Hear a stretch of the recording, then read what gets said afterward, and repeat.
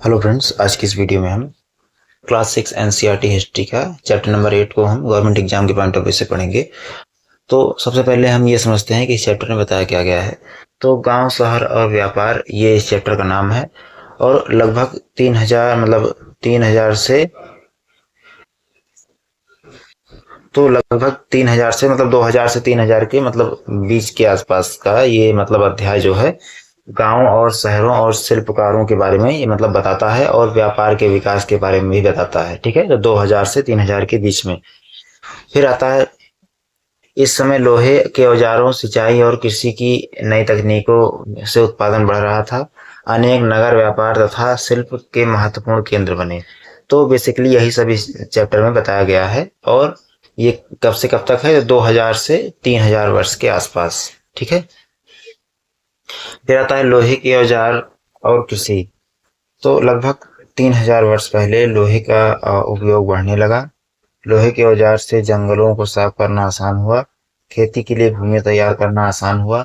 मजबूत औजार बनाए जाने लगे। कृषि उत्पादन बढ़ा। लोहे का फाल, हाल में लोहे के फाल उपयोग किया गया। ठीक है, इससे कठोर मिट्टी को अच्छी तरह जोता जा सकता था। फिर आता है सिंचाई। कृषि उत्पादन बढ़ाने के लिए सिंचाई के कई साधन का उपयोग किया गया। ठीक है, जैसे कुएं, तालाब, नहरें, कृत्रिम झीलें। सिंचाई के कारण किसान वर्षा पर पूरी तरह निर्भर नहीं रहे। ठीक है, फिर आता है धान की रोपाई। कुछ क्षेत्रों में धान की रोपाई की जाती थी। इसमें पहले पौधों को अलग स्थान पर उगाया जाता था। जब पौधे बड़े हो जाते थे तो उन्हें खेत में लगाया जाता था। ठीक है, इससे धान का उत्पादन बढ़ सकता था, लेकिन इसमें अधिक मेहनत लगती थी। ठीक है, फिर आता है गांव में रहने वाले लोग।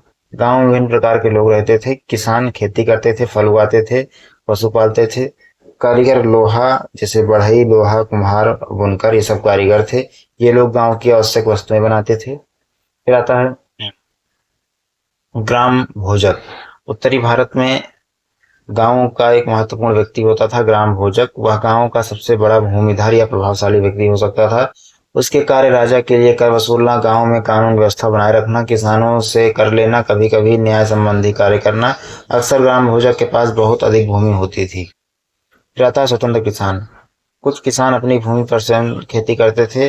वे अपने परिवार के साथ खेती करते थे, अपनी भूमि के मालिक होते थे, कृषि उत्पादन पर निर्भर रहते थे। ठीक है, फिर आता है दास और कर्मकार। गांव में कुछ लोग दूसरों के लिए काम करते थे। दास ऐसे तो गांव में कुछ लोग दूसरों के काम दूसरों के लिए काम करते थे। ठीक है, उन्हें दास और कर्मकार ये कहा जाता था। दास ऐसे लोग जो मालिक के नियंत्रण में रहते थे। कर्मकार मजदूरी या सेवा कर काम सेवा का काम करने वाले लोग। ठीक है, दास वो होते थे जो दूसरे मालिक के नियंत्रण में रहते थे, और कर्मकार वो लोग होते थे जो मजदूरी और सेवा का काम करते थे। ठीक है, और इन लोगों को अक्सर कठिन परिस्थितियों में काम करना पड़ता था। ठीक है, फिर आता है तमिल क्षेत्र में गांव। तो प्राचीन तमिल क्षेत्र में गांव और लोगों के बारे में जानकारी संगम साहित्य से मिलती है। संगम साहित्य में विभिन्न लोगों और समुदायों का वर्णन मिलता है। इसमें शामिल थे वेल्लाल। ठीक है, वेल्लालर। वेल्लालर अब ये क्या होते हैं? बड़े भूमिधर किसान। ठीक है, जो वेल्लालर होते हैं वो बड़े भूमिधर और किसान होते हैं। ये तमिल क्षेत्र के जो गांव थे उनमें। ठीक है, फिर आते हैं उझावर। हल चलाने वाले किसान, उनको क्या कहते थे? उझावर। फिर आता है अदिमई। अदिमई क्या होते हैं? दास। फिर आता है कड़ैसियर, खेतों में काम करने वाले लोग, कड़ैसियर। ठीक है, फिर आता है नगरों का विकास। तो इस काल में अनेक नगर विकसित हुए। नगर में व्यापारी रहते थे, कारीगर काम करते थे, बाजार होते थे। ठीक है, व्यापारिक गतिविधियां भी होती थी। ठीक है, फिर आता है नगरों का विकास अक्सर व्यापार मार्गों के पास, नदियों के किनारे, बंदरगाहों के आसपास हुआ। ठीक है, उस समय जो नगरों का विकास होता था वो अधिकतर नदियों के मार्गों के पास, बंदरगाहों के पास, ठीक है, यहीं आसपास होता था नगरों का विकास। फिर आता है नगरों के बारे में जानकारी कैसे मिलती है? इतिहासकार नगरों के बारे में जानकारी प्राप्त करते हैं पुरातत्व से, जैसे मकान, बर्तन, औजार, आभूषण, सिक्के जो पुरातत्व से मिले हैं।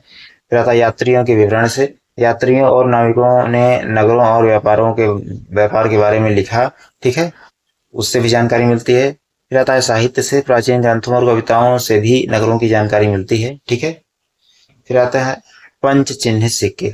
तो प्राचीन भारत में पंच चिन्हित सिक्के बहुत मतलब प्रचलित थे। इन सिक्कों पर अलग अलग चिन्ह बनाए गए जाते थे।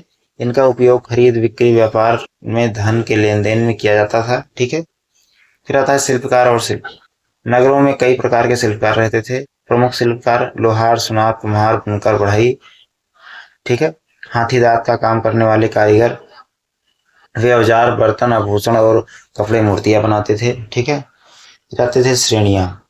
तो इस एक ही प्रकार का काम करने वाले कारीगर व्यापारी संगठन बनाते थे, ठीक है। इन संगठनों को श्रेणी कहा जाता था, ठीक है। श्रेणियों के कार्य क्या होते थे? कारीगरों को प्रशिक्षण देना, कच्चा माल खरीदना, तैयार वस्तुओं को बेचना, व्यापार का संगठन करना, अपने सदस्यों के हितों की रक्षा करना, ठीक है। फिर आता है मथुरा। तो मथुरा एक महत्वपूर्ण नगर था। मथुरा का महत्व क्या था? तो यह महत्वपूर्ण व्यापार मार्गों पर स्थित था। यह धार्मिक केंद्र था। यहाँ कई प्रकार के शिल्प विकसित हुए।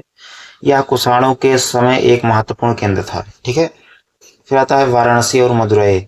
वाराणसी वस्त्र निर्माण के लिए प्रसिद्ध थी। मदुरई दक्षिण भारत का महत्वपूर्ण नगर था, व्यापार और शिल्प का प्रमुख केंद्र था, ठीक है। फिर आता है अरिकामेडु। अरिकामेडु एक महत्वपूर्ण पुरातात्विक स्थल है। यह वर्तमान पुडुचेरी के पास स्थित है। यहाँ से मिले हैं रोमन शैली के बर्तन, कांच का सामान, मनके, रोमन सिक्के, अन्य विदेशी वस्तुएं। इससे पता चलता है कि भारत का विदेशों के साथ व्यापार होता था, ठीक है। फिर आता है व्यापार। व्यापारी विभिन्न वस्तुओं का व्यापार करते थे। व्यापार में शामिल वस्तुएं कौन सी हैं? मसाले, कपड़े, धातुएं, मनके, आभूषण, हाथी दांत, कीमती पत्थर, ठीक है। फिर आता है व्यापार स्थल मार्गों से, नदियों द्वारा, समुद्री मार्गों से होता था। व्यापारी मार्ग, व्यापारी लंबी दूरी की यात्रा करते थे। वे बैलगाड़ी, हाथी, घोड़ों, ठीक है, नहीं, बैलगाड़ी, घोड़ों, ऊंटों, नावों और जहाजों का उपयोग करते थे। मैंने हाथी बोल दिया था, हाथी नहीं होगा यहाँ पर, वो बैलगाड़ी होगा। और घोड़ों, ऊंटों, नावों और जहाजों का उपयोग करते थे। नदियों और समुद्र व्यापार के लिए बहुत महत्वपूर्ण थी, ठीक है। नदियां जो थी और समुद्र जो थे व्यापार के लिए बहुत महत्वपूर्ण थे, ठीक है। फिर आता है गांव, शहर और व्यापार का संबंध। तो इन तीनों का आपस में गहरा संबंध था। गांव कृषि से अनाज और कच्चा माल देते थे। शहर कारीगर वस्तुएं बनाते थे और बाजार उपलब्ध कराते थे। व्यापारी गांव से और शहरों के बीच वस्तुओं का आदान प्रदान करते थे। इस प्रकार कृषि उत्पादन, शिल्प, व्यापार, नगरों का विकास, ठीक है। इस प्रकार से इनका आपस में संबंध है। फिर आता है इस चैप्टर के महत्वपूर्ण शब्द जिनको आपको विशेष रूप से याद रखना है, जैसे कि सिंचाई, खेतों तक पानी पहुंचाने की व्यवस्था। ग्राम भोजक क्या था? गांव का प्रभावशाली भूमिधर प्रमुख व्यक्ति। कारीगर क्या था? वस्तुएं बनाने वाला कुशल व्यक्ति। श्रेणी, समान कार्य करने वाले कारीगरों या व्यापारियों का संगठन। फिर आता है पंच चिन्हित सिक्के, चिन्हों से अंकित प्राचीन सिक्के। संगम साहित्य, प्राचीन तमिल साहित्य। व्यापार, वस्तुओं और सेवाओं का लेन देन, ठीक है। तो आशा करता हूँ आपको चैप्टर अच्छा लगा हो तो वीडियो को लाइक करें, चैनल को सब्सक्राइब करें, ठीक है। धन्यवाद।